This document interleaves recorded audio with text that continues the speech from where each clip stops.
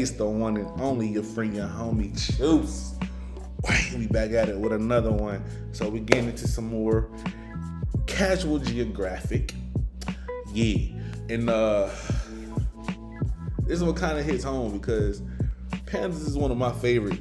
Pandas are one of my favorite animals. And I feel like he's attacking me. Kung Fu Panda is one of my favorite movies.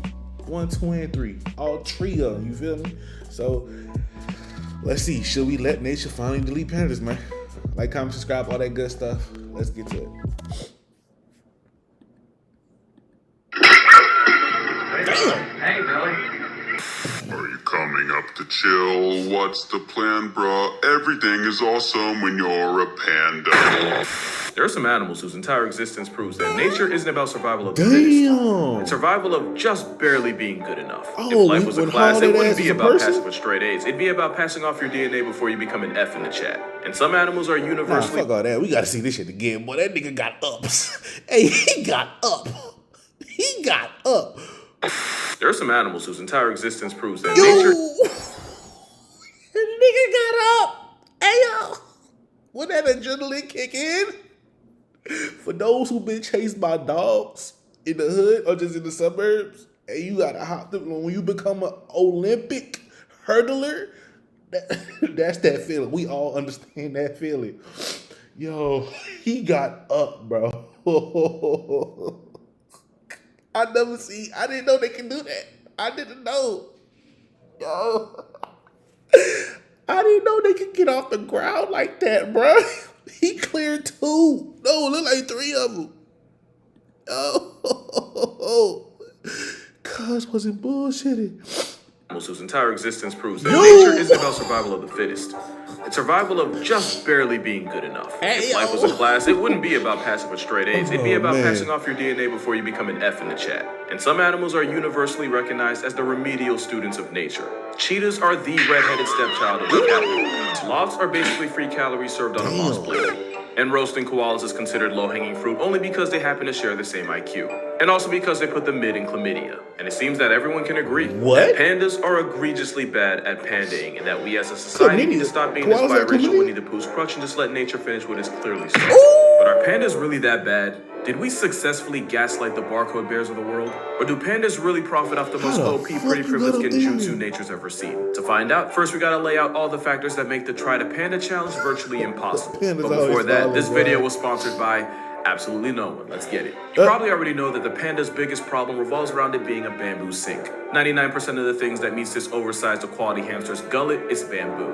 Despite clearly being designed with carnivore software, it's the koala problem of building your entire meal plan around something that gives you very little back. Which is why pandas can spend up to 16 hours a day eating something they can only digest 17% of. The very definition of injustice is that when you Google sloth bear, this monochromatic try-hard vegan doesn't show up, since their diet of scarfing bamboo often leaves them with very little energy for anything else. So to accommodate this self-imposed energy budget, pandas developed relatively smaller-sized organs, including, you guessed it, their brains. And something else, but we'll get to that. But yeah, being a bimbo for bamboo might have literally nerfed their intelligence in the process. And some of you may have asked yourselves why the breathing bamboo purses don't just hibernate, since hibernation is basically power save mode for animals, and if anyone needs to save energy, it's pandas. Well, 1, bears technically aren't even true hibernators. But 2, even if they were, eating like the vegan teacher's lapdog means pandas are physically incapable of putting on the fat reserves required to hibernate for months at a time without also getting perma-slept to starvation. But honestly, the problems with their diet have low-key been overblown. If being a bamboo junkie was their only issue, they wouldn't be as chronically down bad. At their core, animals have 2 main goals. Hey, yo! Food, and another F word my mom doesn't like me to say. We see how they handle... That nigga, he got 2 pumps and it was done. Hey, yo. It came out of nowhere. Fam was like, excited. You know how the anticipation gets you going? The anticipation. What have you finished the race before? It was their only issue, they wouldn't be as chronically down bad. At their core, animals have 2 main goals. Food, and another F word my mom doesn't like me to say. We see how they handle their meal prep, but it's their love life that really screws pandas over. That's funny. Pandas are absurdly bad at making more pandas. Off rip, their window to reproduce isn't even really a window, it's more like a hairline crack in the windshield. Female pandas ovulate 1 to 3 days out of the entire year. That's only 24 to 72 hours are open for business out of a possible 8,760. And since being bent on bamboo means they eat, sleep, and socialize like a stereotypical Reddit user, finding a possible partner is often equally as difficult for them. Even if he does manage to track a female down, he still has a high risk of fumbling the opportunity because males are apparently illiterate at reading signs. Male pandas often struggle to interpret the signs that a female actually wants to mate. And when you only have hours on the clock, mistakes like that ensure that the only thing getting screwed is the future of your progeny. And even if the female's 100% with it, it's still not a for sure thing. It's literally on his face. You're eating the rump. Let me stop. We got to keep this PG. But that's wild. I thought he was playing when he said they didn't pick up the signs like maiden dances. Nah, it's literally on his face. You know what? That's actually pretty modern. Let's just say he's playing Call of Duty or 2K and she's right there on the bed. So I get it. Partly because male pandas struggle through the process of procreation in a way that is almost impressive, but also partly due to the panda's reportedly disproportionately tiny penis. Which is why pandacoitus is a lot like trying to get a 1/4-inch USB into a port blind, while also wearing a 200-pound fat suit. Oh, and try without using thumbs. Nature did this obese oppression raccoon 0 favors. Their mating habits are a big reason why the double-stuffed Ursus Oreos are where they're at. Pandas in breeding programs in captivity often show so little interest in their literal only job that researchers have resorted to showing them videos of pandas mating. Apart from pulling panda porn?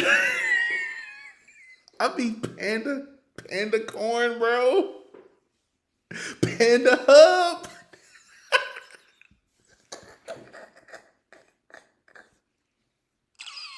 Y'all, they got a Panda Hub. That's the title. Panda Hub. Hey, yo. No. And he got snacks, too. Oh, my God. Oh, the world is so funny, man. The world is so funny, bro. Panda Hub. Videos from Panda Hub, researchers have also resorted to giving them did he say that? actual... Wait. Did he say Panda Hub too? Hold on. I rewinded back too far. But did he say Panda Hub? Programs in captivity often show so little interest in their literal only job that researchers have resorted to showing them videos of pandas mating. Apart from pulling videos from Panda Hub, researchers have also resorted to giving them actual Viagra. Although you'd need a magnifying glass to see if it's working, because again, the P in panda does not stand for packing. And even though most pandas rely on the grace of God as a wingman, somehow the jihad of life doesn't end once they add new names to the roster. Pandas are some of the worst parents on the planet. You've probably heard that if a panda has twins, one of them is a guaranteed loss, since the mother panda will abandon half her litter and leave that one twin to die. Damn. Which is even worse when you consider that grizzly bears will allegedly disown their cubs, but they only do it when there's one, since they'd rather start over with 2 to 4 cubs than put all their hopes and stock in one. The chosen panda cub doesn't get off scot-free either, since the yin-yang colored chonk bears of China have the highest mother-to-baby size ratio of any mammal. To put it in perspective, humans are typically 20 times bigger than their babies. Mother African elephants are typically 45 times heavier. A mama panda is approximately 900 times the size of her newborn baby. Wow. And since they don't have pouches like marsupials, that puts the panda at a legitimate risk of being turned into a chalk outline by its own oblivious mother. Just another way nature set this glorified cow gerbil up for failure. And it's not even like domestication is an option. That's a good crazy. reason is because, despite what the black and white beta bamboo might tell you, it's still a bear, and a bear is a bear is a bear. And the black sheep of the bear brotherhood is still liable to absolutely fold any human. Especially since the one plus of constantly crushing bamboo is a bite force comparable to big cats like lions. In case you thought this plus-size Oreo was sweet, one man nearly lost his whole leg after a giant panda wandered onto his land. Bruh, his shit look like an uncooked chicken wing. Yo. And crushed his leg like celery. Then there's the fact that a high-volume, low-efficient diet means the one-man bamboo processing plant known as the panda can poop a healthy... How the fuck you get caught by a panda, though? Like, he had to run up on the panda. He had to, because are pandas even fast? I've never seen a panda run. I seen them climb... Well, no, I lied. I seen them run from each other and go up a tree. But to actually chase a person? 40 times a day. And of course, living in the chilly, mountainous forests of Asia, pandas figured out that they can stay warm by rolling around and covering themselves in fresh manure. So if you want to add a biting, eating, pooping, sewer-smelling dependent to your family, like I always say, I didn't know that. you're better off having children. Because there are no tax credits for providing for pandas. In fact, the opposite. Pandas quite literally cost millions of dollars just to keep alive. But mostly that's because giant pandas are leased by the Chinese government at approximately a fat million a year. And if one of those pandas gets knocked up, that'll set you back a cub tax of about 400,000. Which is why, currently, only 3 zoos in the US have a biracial, bamboo-munching beanbag of a bear on display. One of those zoos used to be San Diego. I say used to because one of the consequences of renting pandas is that gives China the ammunition to be petty. I'm not a political channel, I'll never be a political channel. I'm not implying any type of affiliation or bias, That's I'm a just crazy listing 2 picture. things that happened. In 2019, Trump may or may not have fueled a trade war against China. And come May 2019, a mother panda and her son were recalled and sent back to China. Now you could argue the trade war had nothing to do with it, and this was just the natural end of a panda loan. But 10 years earlier in 2009, Taishan the panda was deported not long after Obama met with the Dalai Lama. The Dalai Lama is, as far as China's concerned, an op. So my working theory is China uses pandas for diplomacy, but also as a vehicle of petty punishment. That's not really the pandas' fault, but at this point we might as well hold it against them too. We didn't even mention the fact that pandas aren't even really pandas. What? This game, Fuck you're not man. ready. When zoologist Frédéric Cuvier first used the word panda in 1825, he was describing the red-headed raccoon we call the red panda. The furry orca known as the giant panda wasn't named until much later, and it only got its name because at the time they thought it had a lot in common with the red panda. Turns out they're not even close to being related, meaning this overgrown zebra yogi isn't even the original panda. And the fact that its monochrome mugshot shows up first when you type panda and not live-action Shifu is one of the biggest injustices of nature. This is the OG panda, but the newspaper-flavored cloud-guzzling frauds took up just enough space to convince the world otherwise. So obviously pandas have their problems, and you can just argue learned that their best trait is being a luck merchant. There is no other animal that gets carried harder by pretty privilege than the endgame of a sloth bear raccoon orgy.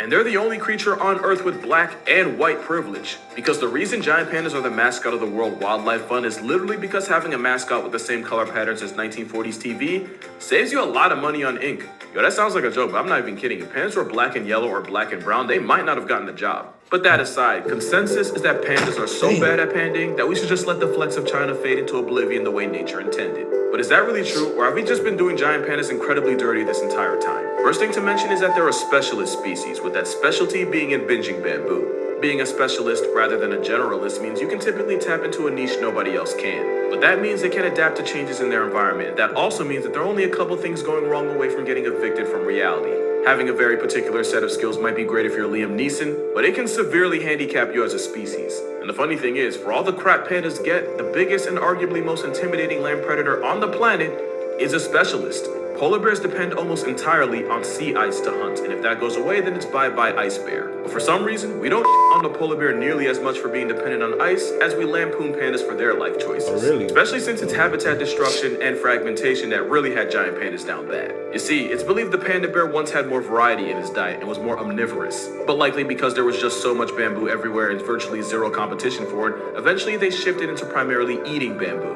It also turns out that the bamboo they eat is high in protein, but low in carbs. So despite seeming like that one person that would bring a veggie burger to a cookout, weirdly enough, the giant panda's protein intake is actually close to that of wolves. They're also particular about the part of bamboo they like to eat and when. According to studies on radio-collared pandas, in the summer and spring, they prefer to eat the protein-packed shoots found at higher altitudes. But during autumn and winter, they migrate down into the valley and shift more towards eating bamboo leaves, which are high in vitamin C, along with roots. And they just move from high to low to high again, year in and year out. Something that's clearly worked for them since they've been just fine like this for thousands of years. So much so that the umami taste receptor, i.e. the one that lets you experience the savory taste of meat, theirs got turned off. And they even evolved a false thumb for no other reason than to help them hold bamboo. So clearly pandas had a process that worked. The problem is when you fragment the habitat they spent thousands of years in and separate them from the food, the result is less pandas. We love to say pandas are bad at life, but by receding their habitat like a middle-aged hairline, we haven't made living any easier. Also, the whole point I made about pandas being bad at making whoopee, turns out that might just be propaganda. Because in a twist, the giant panda's reproductive rate really isn't that much worse than that of American black bears. And black bears, they're doing just fine. In fact, everything I said about pandas having negative riz really only applies to those in captivity. In the wild, female pandas do have a small window for baby making, but that's often after a selection process that involves at least 2 males running fades for her honor. In a process that can last up to and over a week. And we now believe that this process might just be what stimulates ovulation. You can't really replicate that in a zoo, and between that and a constant flow of people, that's probably the biggest reason why pandas in captivity become celibate. Like, be real, if you were forced into an arranged marriage and had to have an audience watch you consummate it, you'd be a little awkward too. There is no bigger indictment than the fact that a zoo in Hong Kong had been trying to hook up two pandas for the better part of 10 years. And it wasn't until a certain beer virus of 2020 shut down the zoo to the public that the two bears finally got it on. Roommates for 10 years, and all it took was a couple months of privacy for them to fornicate. But even with all the slander, pandas are actually in pretty good shape. And that is a problem. With about 2,000 pandas alive today, pandas were recently demoted off the endangered species list. Yet giant pandas still finesse a bulk of conservation efforts simply because they're cute. Think about it for a second. Pandas have big eyes, big foreheads, and chonk physique. If they didn't remind us of babies, we wouldn't be this invested in their future. True. There's like 400 blobfish left in the entire world, and you probably didn't know that because, real talk, nobody's buying their child a plushie that looks like a deflated sunfish fetus. Not to mention the animals that could legitimately destroy entire ecosystems if they go ghost, like bees or certain types of plants. They become an afterthought because, yeah, pretty gets priority. It's like that one gym teacher that ignores actually struggling students to help the attractive girls in class that don't need or ask for it. That's right. Pandas are hot girls. Side note, why does it always seem like the gym teacher's on felonious timing? Pandas aren't perfect, they're miles away from it, but at the end of the day, we've done far more to them than for them. But that's gonna do it for this video. Be sure to check out my book for 100 animals that can absolutely fold you like a lawn chair, link in description. Drink water, you need that stuff. Hug your mother, tell Pops you appreciate him. Matter of fact, might have to make a Father's Day video in the name of equality. But until then, I'ma see y'all in the next one. Now for y'all that watched till the end, here's some panda ASMR. I'm with it.